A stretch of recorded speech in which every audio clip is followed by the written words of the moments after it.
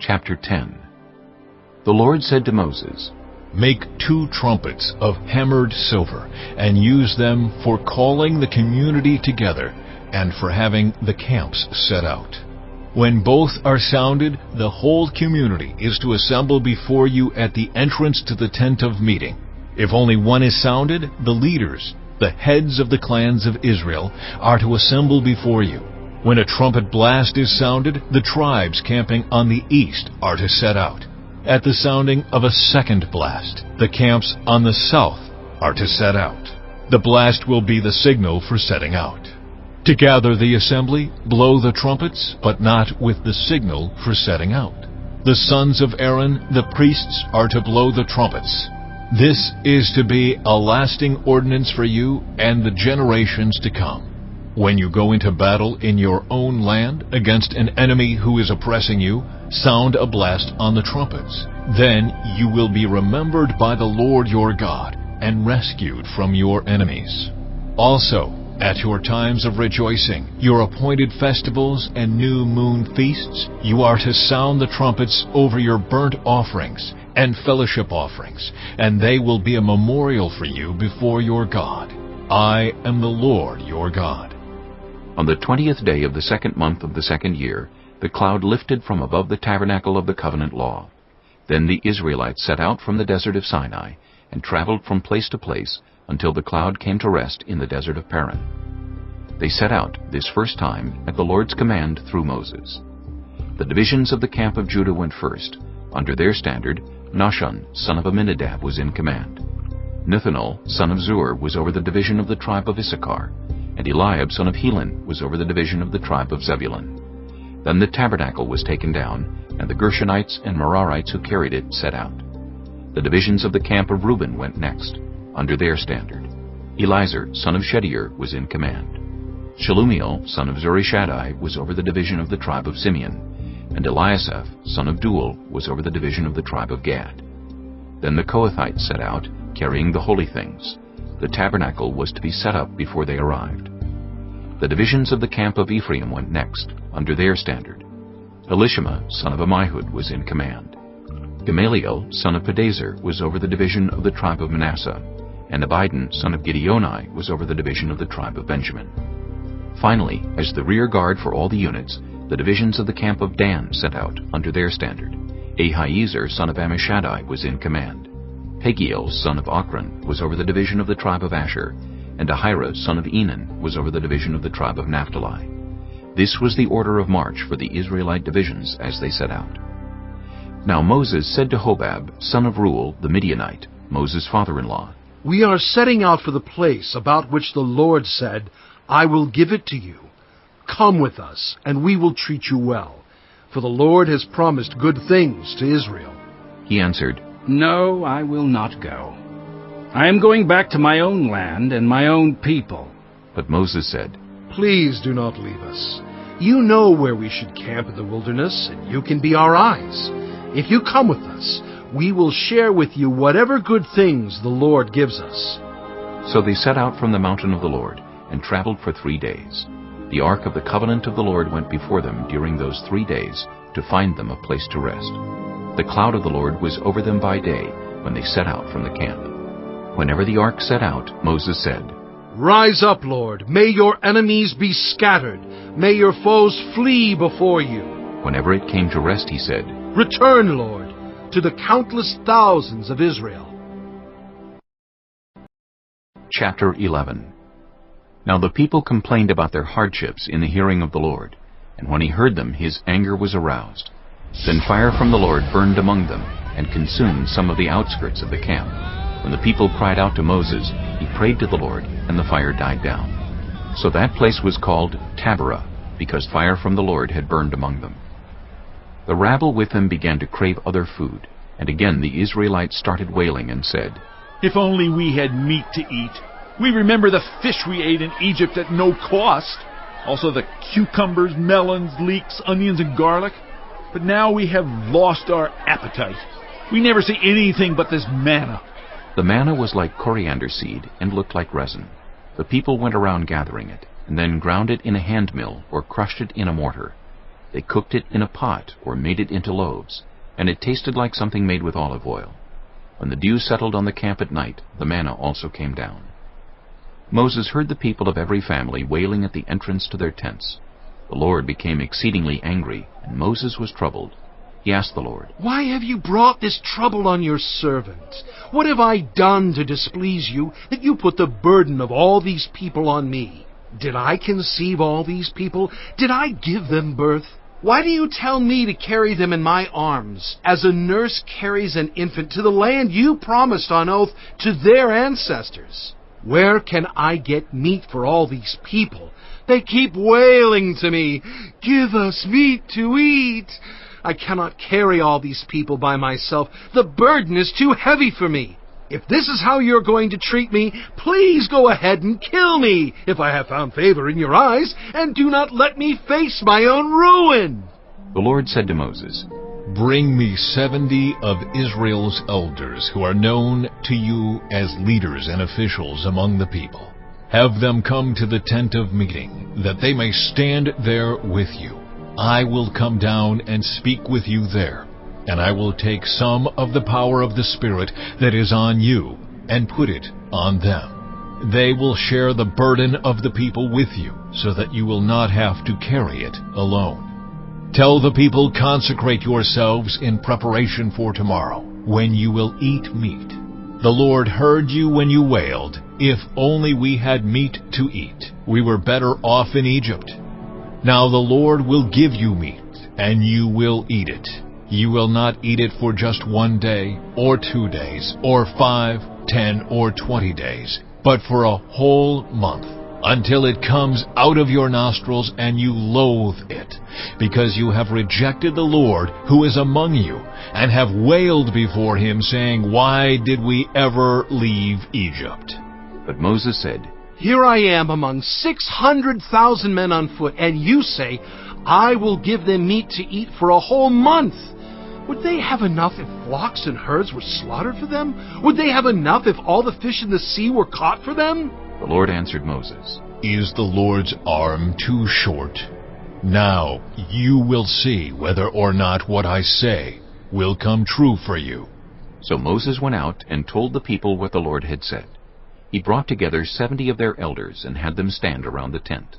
Then the Lord came down in the cloud and spoke with him, and he took some of the power of the Spirit that was on him and put it on the 70 elders. When the Spirit rested on them, they prophesied, but did not do so again. However, 2 men, whose names were Eldad and Medad, had remained in the camp. They were listed among the elders, but did not go out to the tent.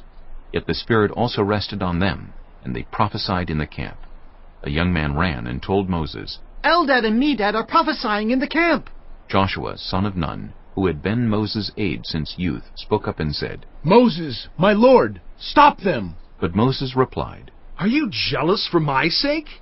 I wish that all the Lord's people were prophets, and that the Lord would put his Spirit on them." Then Moses and the elders of Israel returned to the camp. Now a wind went out from the Lord and drove quail in from the sea. It scattered them up to 2 cubits deep all around the camp, as far as a day's walk in any direction. All that day and night, and all the next day, the people went out and gathered quail.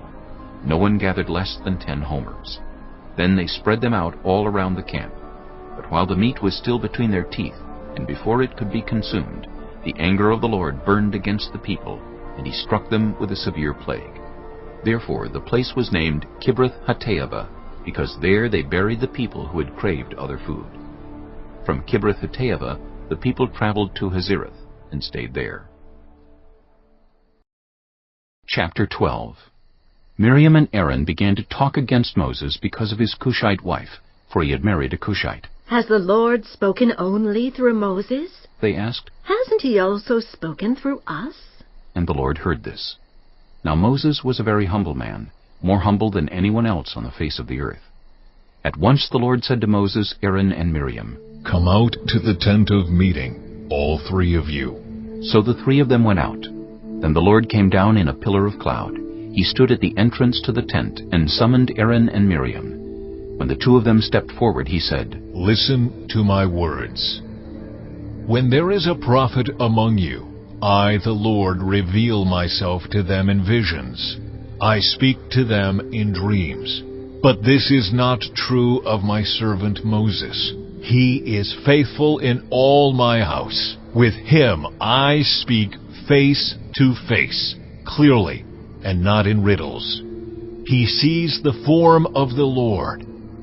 Why then were you not afraid to speak against my servant Moses? The anger of the Lord burned against them, and he left them. When the cloud lifted from above the tent, Miriam's skin was leprous. It became as white as snow. Aaron turned toward her and saw that she had a defiling skin disease. And he said to Moses, "Please, my lord, I ask you not to hold against us the sin we have so foolishly committed. Do not let her be like a stillborn infant coming from its mother's womb with its flesh half eaten away." So Moses cried out to the Lord. Please, God, heal her! The Lord replied to Moses, If her father had spit in her face, would she not have been in disgrace for 7 days? Confine her outside the camp for 7 days. After that, she can be brought back. So Miriam was confined outside the camp for 7 days, and the people did not move on till she was brought back. After that, the people left Hazerath and encamped in the desert of Paran. Chapter 13. The Lord said to Moses, Send some men to explore the land of Canaan, which I am giving to the Israelites. From each ancestral tribe, send one of its leaders. So at the Lord's command, Moses sent them out from the desert of Paran. All of them were leaders of the Israelites. These are their names.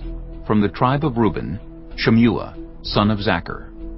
From the tribe of Simeon, Shaphat, son of Hori. From the tribe of Judah, Caleb, son of Jephunneh. From the tribe of Issachar, Igal, son of Joseph.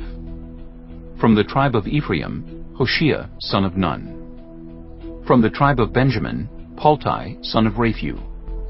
From the tribe of Zebulun, Gadiel, son of Sodai.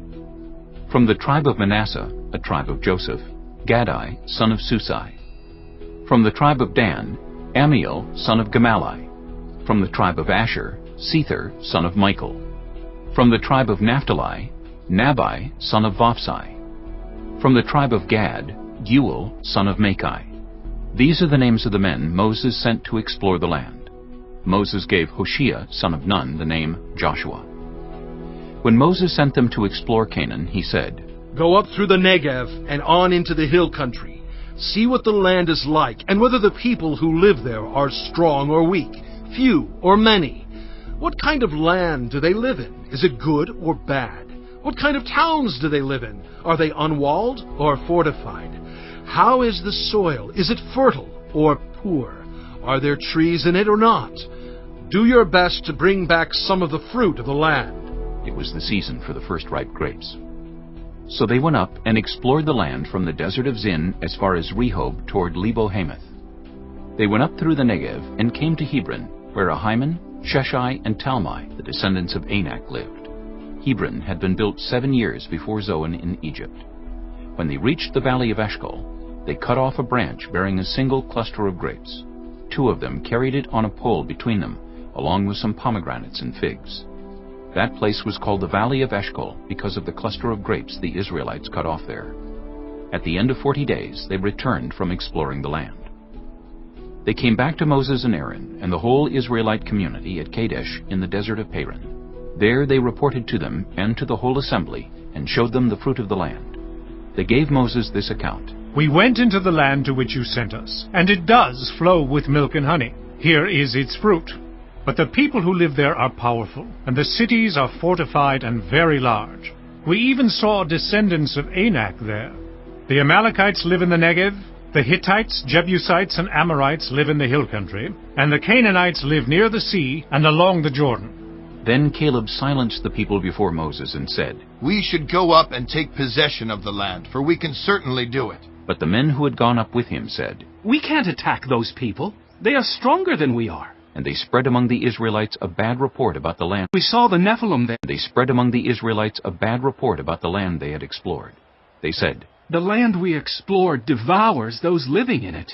All the people we saw there are of great size. We saw the Nephilim there. The descendants of Anak come from the Nephilim. We seemed like grasshoppers in our own eyes, and we looked the same to them. Chapter 14. That night, all the members of the community raised their voices and wept aloud. All the Israelites grumbled against Moses and Aaron, and the whole assembly said to them, If only we had died in Egypt, or in this wilderness. Why is the Lord bringing us to this land only to let us fall by the sword? Our wives and children will be taken as plunder. Wouldn't it be better for us to go back to Egypt? And they said to each other, We should choose a leader and go back to Egypt. Then Moses and Aaron fell face down in front of the whole Israelite assembly gathered there. Joshua son of Nun and Caleb son of Jephunneh, who were among those who had explored the land, tore their clothes and said to the entire Israelite assembly, The land we passed through and explored is exceedingly good. If the Lord is pleased with us, He will lead us into that land, a land flowing with milk and honey, and will give it to us. Only do not rebel against the Lord, and do not be afraid of the people of the land, because we will devour them. The protection is gone, but the Lord is with us. Do not be afraid of them. But the whole assembly talked about stoning them. Then the glory of the Lord appeared at the tent of meeting to all the Israelites. The Lord said to Moses, How long will these people treat me with contempt? How long will they refuse to believe in me, in spite of all the signs I have performed among them? I will strike them down with a plague and destroy them, but I will make you into a nation greater and stronger than they. Moses said to the Lord, Then the Egyptians will hear about it. By your power you brought these people up from among them, and they will tell the inhabitants of this land about it. They have already heard that you, Lord, are with these people, and that you, Lord, have been seen face to face, that your cloud stays over them, and that you go before them in a pillar of cloud by day and a pillar of fire by night. If you put all these people to death, leaving none alive, the nations who have heard this report about you will say, The Lord was not able to bring these people into the land He promised them on oath, so He slaughtered them in the wilderness. Now may the Lord's strength be displayed, just as you have declared.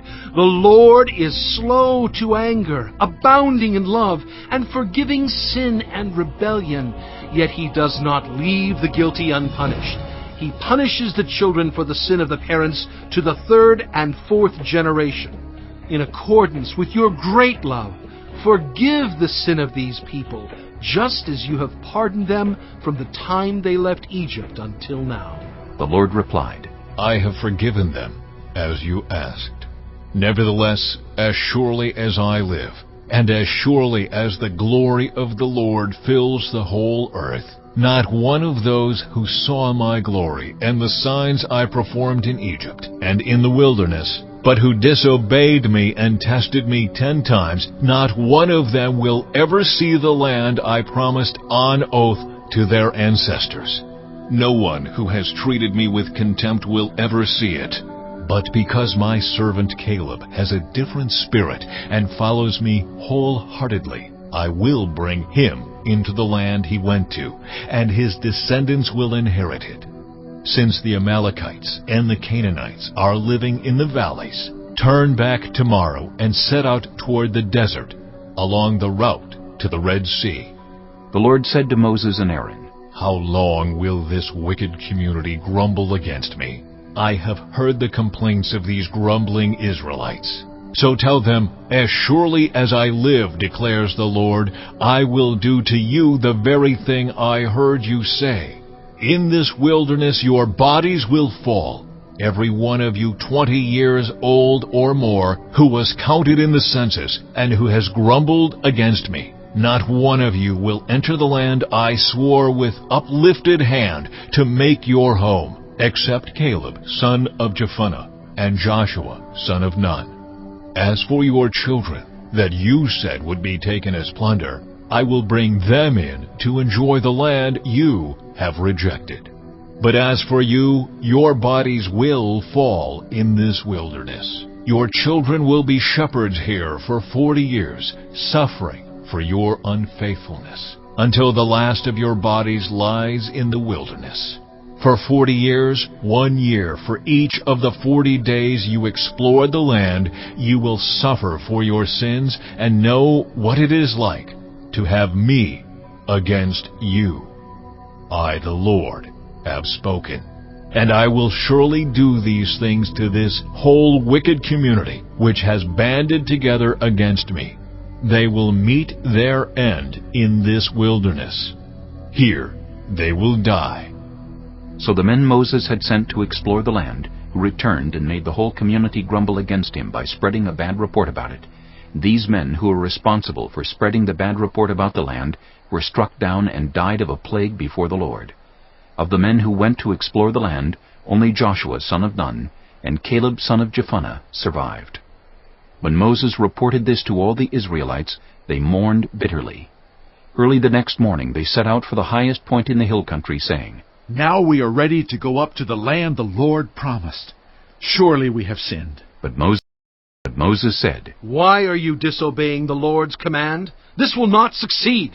Do not go up, because the Lord is not with you. You will be defeated by your enemies, for the Amalekites and the Canaanites will face you there. Because you have turned away from the Lord, He will not be with you, and you will fall by the sword." Nevertheless, in their presumption they went up toward the highest point in the hill country, though neither Moses nor the ark of the Lord's covenant moved from the camp.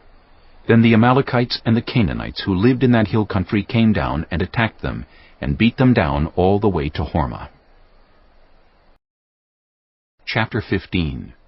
The Lord said to Moses, "Speak to the Israelites, and say to them, After you enter the land I am giving you as a home, and you present to the Lord food offerings from the herd or the flock, as an aroma pleasing to the Lord, whether burnt offerings or sacrifices, for special vows or freewill offerings or festival offerings. Then the person who brings an offering shall present to the Lord a grain offering of 1/10 of an ephah of the finest flour mixed with 1/4 of a hin of olive oil. With each lamb for the burnt offering or the sacrifice, prepare 1/4 of a hin of wine as a drink offering. With a ram, prepare a grain offering of 2/10 of an ephah of the finest flour, mixed with 1/3 of a hin of olive oil, and 1/3 of a hin of wine as a drink offering. Offer it as an aroma pleasing to the Lord. When you prepare a young bull as a burnt offering or sacrifice, for a special vow or a fellowship offering to the Lord, bring with the bull a grain offering of 3/10 of an ephah of the finest flour, mixed with 1/2 a hin of olive oil, and also bring 1/2 a hin of wine as a drink offering. This will be a food offering, an aroma pleasing to the Lord.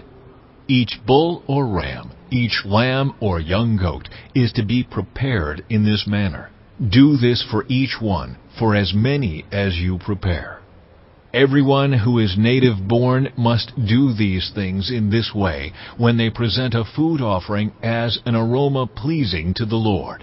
For the generations to come, whenever a foreigner or anyone else living among you presents a food offering as an aroma pleasing to the Lord, they must do exactly as you do.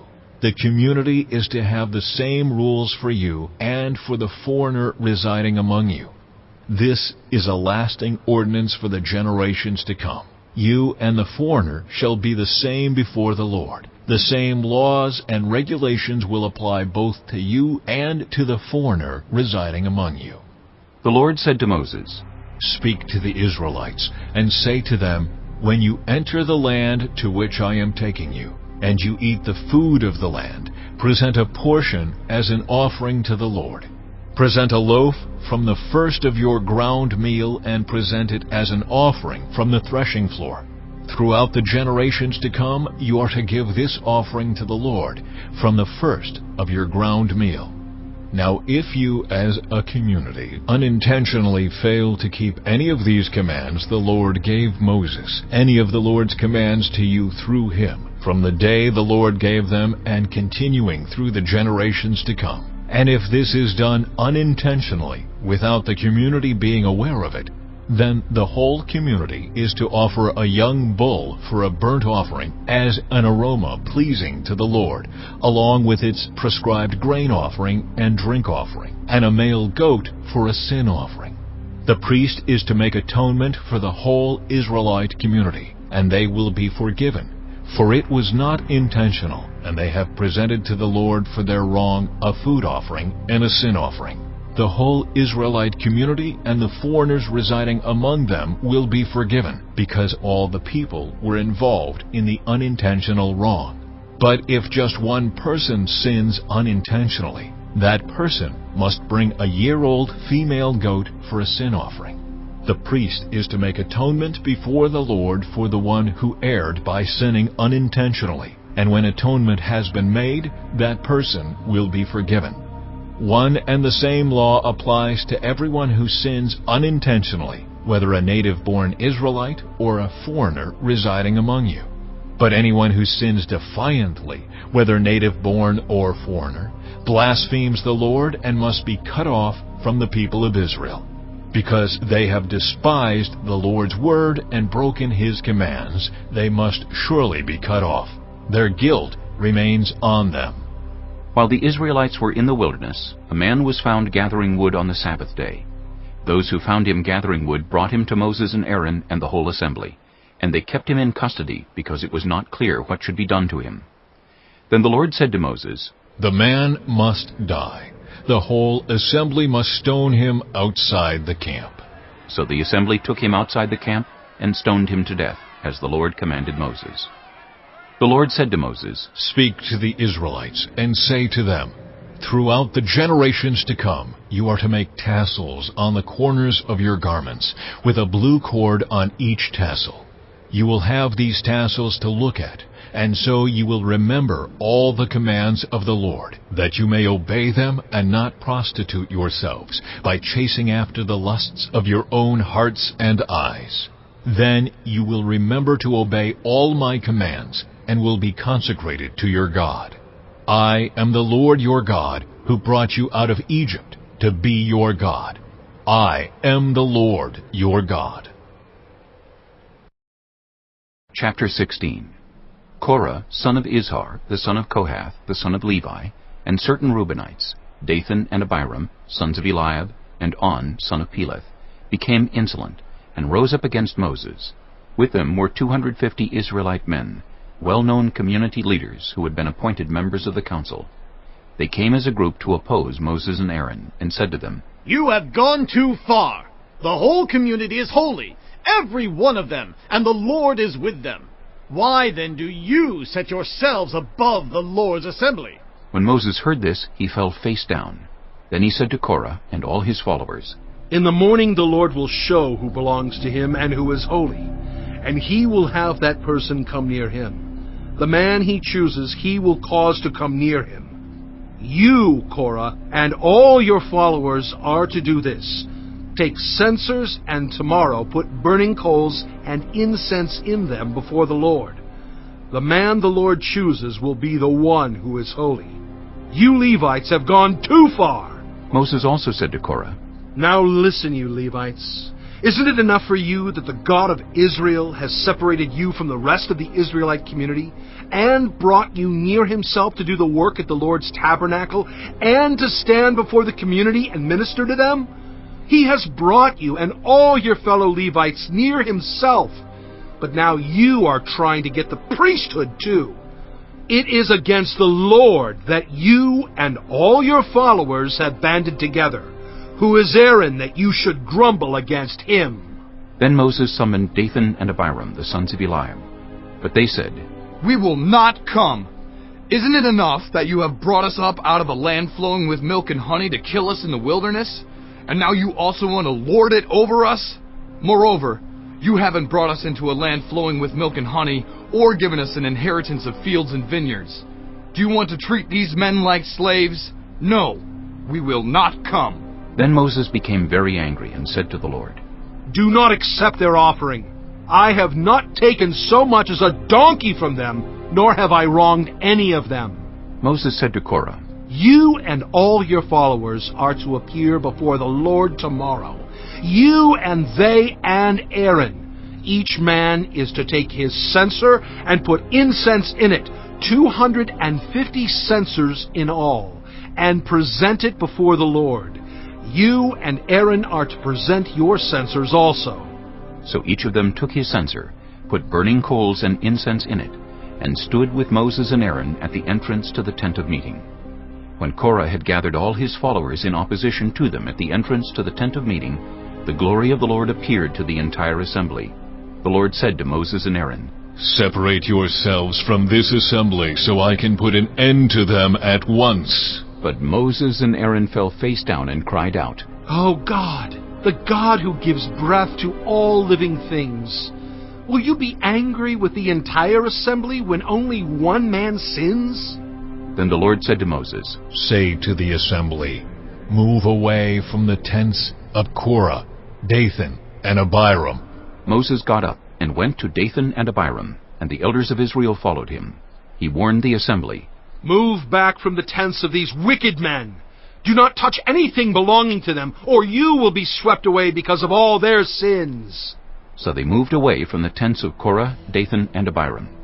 Dathan and Abiram had come out and were standing with their wives, children, and little ones at the entrances to their tents. Then Moses said, "This is how you will know that the Lord has sent me to do all these things, and that it was not my idea.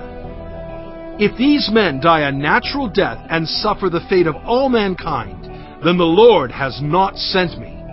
But if the Lord brings about something totally new, and the earth opens its mouth and swallows them with everything that belongs to them, and they go down alive into the realm of the dead, then you will know that these men have treated the Lord with contempt." As soon as he finished saying all this, the ground under them split apart, and the earth opened its mouth and swallowed them and their households, and all those associated with Korah, together with their possessions. They went down alive into the realm of the dead, with everything they owned. The earth closed over them, and they perished and were gone from the community. At their cries, all the Israelites around them fled, shouting, "The earth is going to swallow us too!" And fire came out from the Lord and consumed the 250 men who were offering the incense. The Lord said to Moses, "Tell Eleazar, son of Aaron the priest, to remove the censers from the charred remains and scatter the coals some distance away, for the censers are holy, the censers of the men who sinned at the cost of their lives. Hammer the censers into sheets to overlay the altar, for they were presented before the Lord and have become holy. Let them be a sign to the Israelites." So Eleazar the priest collected the bronze censers brought by those who had been burned to death, and he had them hammered out to overlay the altar, as the Lord directed him through Moses. This was to remind the Israelites that no one except a descendant of Aaron should come to burn incense before the Lord, or he would become like Korah and his followers. The next day, the whole Israelite community grumbled against Moses and Aaron. "You have killed the Lord's people," they said. But when the assembly gathered in opposition to Moses and Aaron and turned toward the tent of meeting, suddenly the cloud covered it, and the glory of the Lord appeared. Then Moses and Aaron went to the front of the tent of meeting, and the Lord said to Moses, "Get away from this assembly, so I can put an end to them at once." And they fell face down. Then Moses said to Aaron, "Take your censer and put incense in it, along with burning coals from the altar, and hurry to the assembly to make atonement for them. Wrath has come out from the Lord. The plague has started." So Aaron did as Moses said, and ran into the midst of the assembly. The plague had already started among the people, but Aaron offered the incense and made atonement for them. He stood between the living and the dead, and the plague stopped. But 14,700 people died from the plague, in addition to those who had died because of Korah. Then Aaron returned to Moses at the entrance to the tent of meeting, for the plague had stopped. Chapter 17. The Lord said to Moses, "Speak to the Israelites, and get 12 staffs from them, one from the leader of each of their ancestral tribes.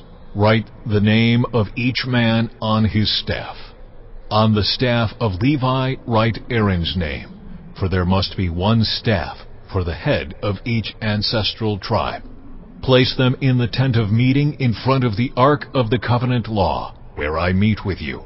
The staff belonging to the man I choose will sprout, and I will rid myself of this constant grumbling against you by the Israelites."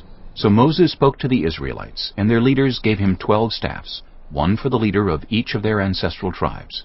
And Aaron's staff was among them. Moses placed the staffs before the Lord in the tent of the covenant law. The next day Moses entered the tent and saw that Aaron's staff, which represented the tribe of Levi, had not only sprouted, but had budded, blossomed, and produced almonds. Then Moses brought out all the staffs from the Lord's presence to all the Israelites. They looked at them, and each of the leaders took his own staff. The Lord said to Moses, "Put back Aaron's staff in front of the ark of the covenant law, to be kept as a sign to the rebellious. This will put an end to their grumbling against me, so that they will not die." Moses did just as the Lord commanded him. The Israelites said to Moses, "We will die. We are lost. We are all lost. Anyone who even comes near the tabernacle of the Lord will die. Are we all going to die?" Chapter 18.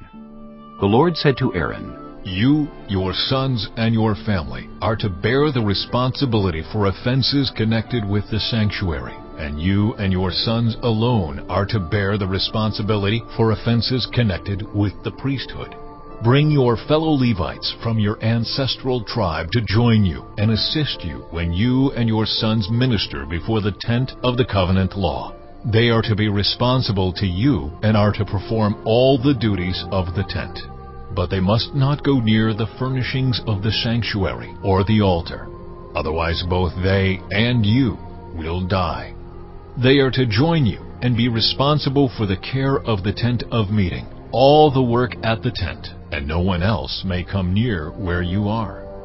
You are to be responsible for the care of the sanctuary and the altar, so that my wrath will not fall on the Israelites again. I myself have selected your fellow Levites from among the Israelites as a gift to you, dedicated to the Lord to do the work at the tent of meeting. But only you and your sons may serve as priests in connection with everything at the altar and inside the curtain. I am giving you the service of the priesthood as a gift. Anyone else who comes near the sanctuary is to be put to death." Then the Lord said to Aaron, "I myself have put you in charge of the offerings presented to me. All the holy offerings the Israelites give me, I give to you and your sons as your portion, your perpetual share. You are to have the part of the most holy offerings that is kept from the fire. From all the gifts they bring me as most holy offerings, whether grain or sin or guilt offerings, that part belongs to you and your sons. Eat it as something most holy. Every male shall eat it.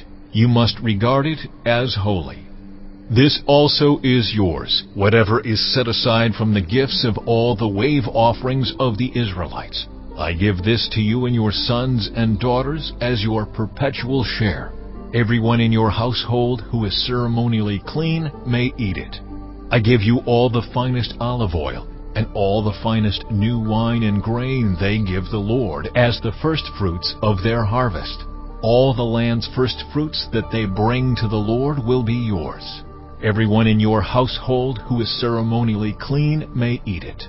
Everything in Israel that is devoted to the Lord is yours. The first offspring of every womb, both human and animal, that is offered to the Lord is yours. But you must redeem every firstborn son and every firstborn male of unclean animals. When they are a month old, you must redeem them at the redemption price set at 5 shekels of silver, according to the sanctuary shekel, which weighs 20 gerahs. But you must not redeem the firstborn of a cow, a sheep, or a goat. They are holy. Splash their blood against the altar and burn their fat as a food offering, an aroma pleasing to the Lord. Their meat is to be yours, just as the breast of the wave offering and the right thigh are yours. Whatever is set aside from the holy offerings the Israelites present to the Lord, I give to you and your sons and daughters as your perpetual share. It is an everlasting covenant of salt before the Lord for both you and your offspring." The Lord said to Aaron, "You will have no inheritance in their land, nor will you have any share among them. I am your share and your inheritance among the Israelites. I give to the Levites all the tithes in Israel as their inheritance, in return for the work they do while serving at the tent of meeting. From now on, the Israelites must not go near the tent of meeting, or they will bear the consequences of their sin and will die. It is the Levites who are to do the work at the tent of meeting and bear the responsibility for any offenses they commit against it. This is a lasting ordinance for the generations to come. They will receive no inheritance among the Israelites. Instead, I give to the Levites as their inheritance the tithes that the Israelites present as an offering to the Lord. That is why I said concerning them, they will have no inheritance among the Israelites.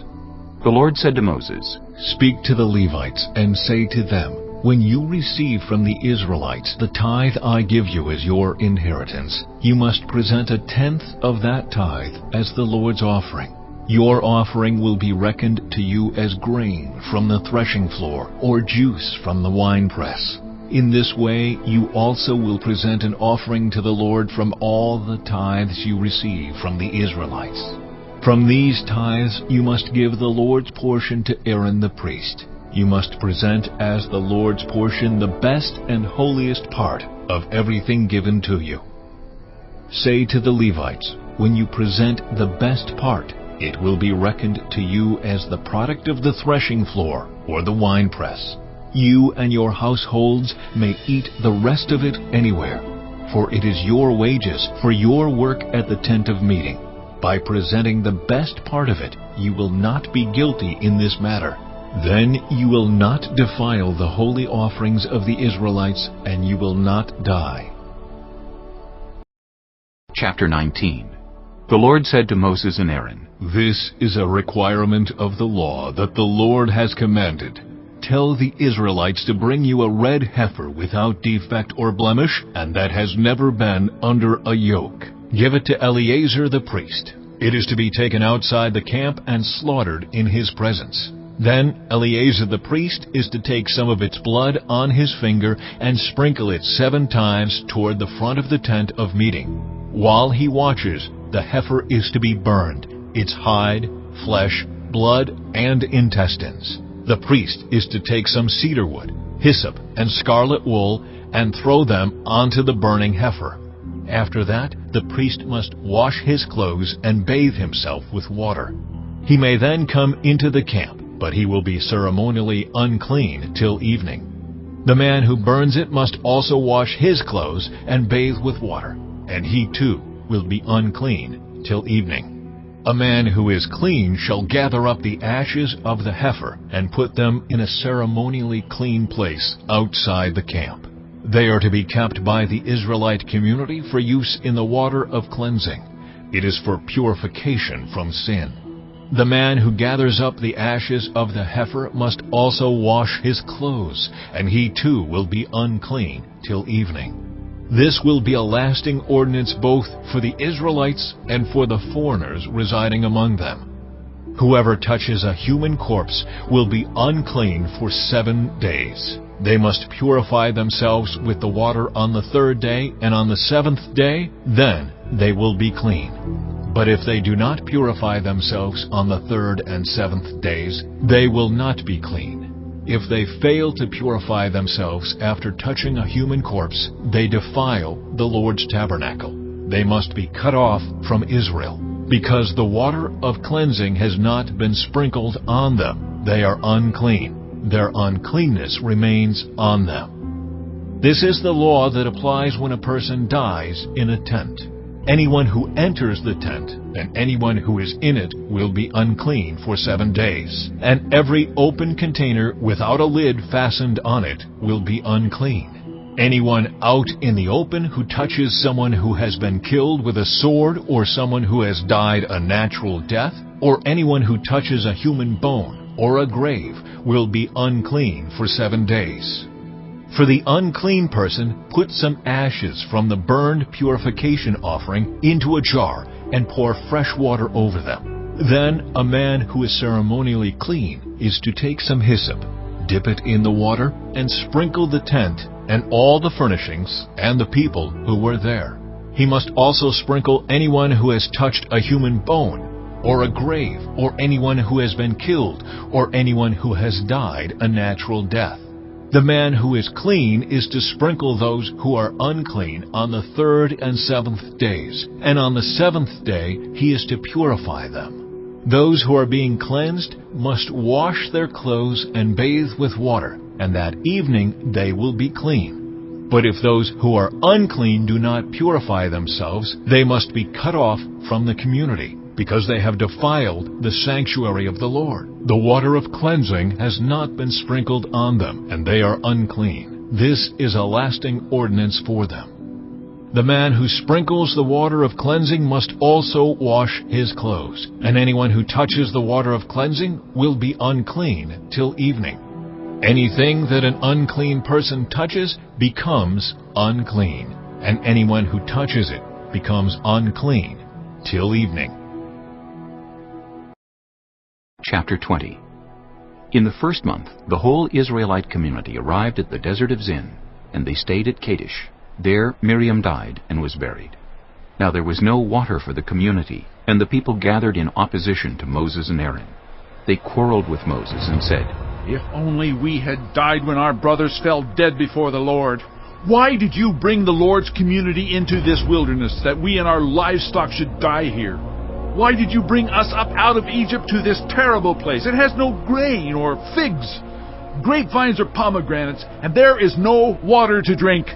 Moses and Aaron went from the assembly to the entrance to the tent of meeting and fell face down, and the glory of the Lord appeared to them.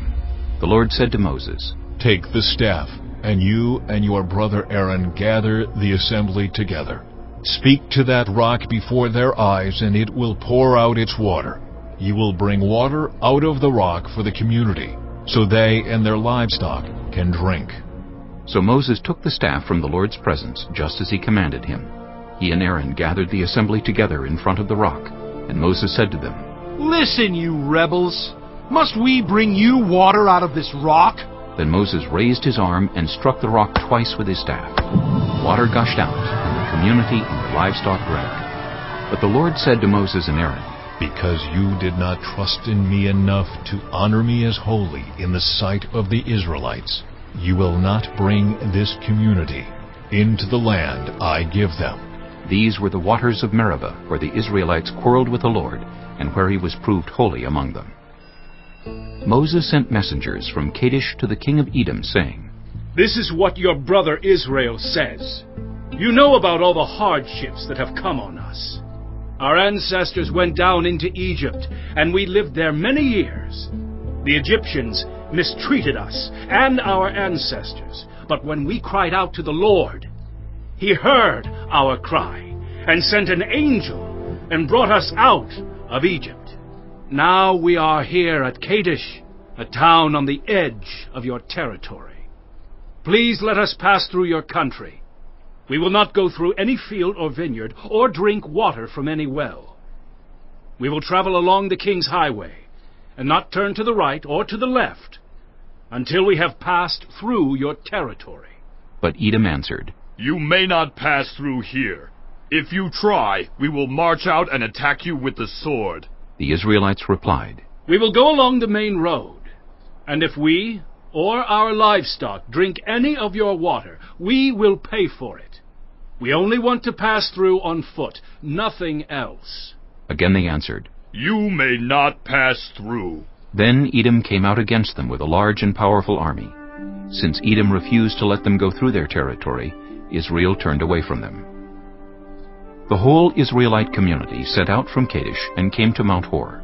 At Mount Hor, near the border of Edom, the Lord said to Moses and Aaron, "Aaron will be gathered to his people. He will not enter the land I give the Israelites, because both of you rebelled against my command at the waters of Meribah. Get Aaron and his son Eleazar and take them up Mount Hor. Remove Aaron's garments and put them on his son Eleazar, for Aaron will be gathered to his people. He will die there." Moses did as the Lord commanded. They went up Mount Hor in the sight of the whole community. Moses removed Aaron's garments and put them on his son Eleazar. And Aaron died there on top of the mountain. Then Moses and Eleazar came down from the mountain, and when the whole community learned that Aaron had died, all the Israelites mourned for him 30 days.